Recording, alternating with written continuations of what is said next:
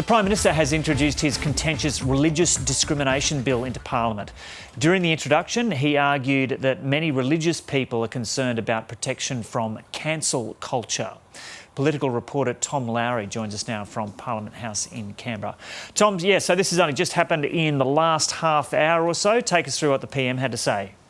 Yeah, good morning, Joe. This was the first time we've heard the Prime Minister really at length articulate the case for the religious discrimination bill as he was introducing it into the House.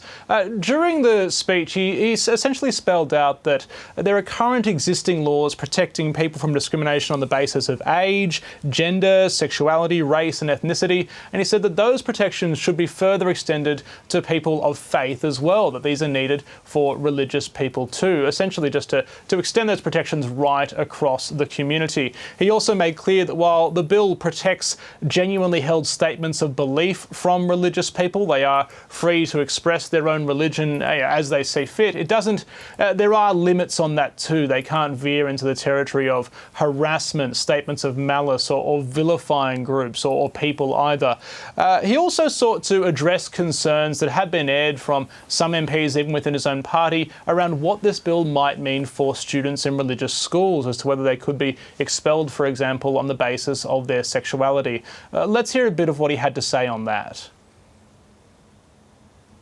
Nothing in this bill allows for any form of discrimination against a student on the basis of their sexuality or gender identity. You won't find it, anything of that nature in this bill. Such discrimination has no place in our education system. And so, Tom, take us through some of those concerns from MPs, including some coalition MPs. Yeah, so moderate Liberal MPs have been combing through the detail of this bill over the past couple of days, and they do want to see changes made to another piece of legislation to address their concerns that students could be expelled from religious schools on the basis of their sexuality. Now, these changes to the Sex Discrimination Act have actually been talked about for a few years now, and these moderate MPs think it's time to bring those changes on. Now, the government's telling those MPs that once the religious discrimination bill is passed through Parliament, that'll trigger a review of the Sex Discrimination Act, which will report back within a year and make recommendations around what should be changed. But MPs like Trent Zimmerman, the moderate Liberal MP from North Sydney, say that we don't need that review. Those changes can be made now. My view is that there is no earthly reason why we can't be getting on with this now, rather than putting in place a review that will go for longer than 12 months, because it is disturbing that still today a school could exercise those rights to expel a student because of their sexuality.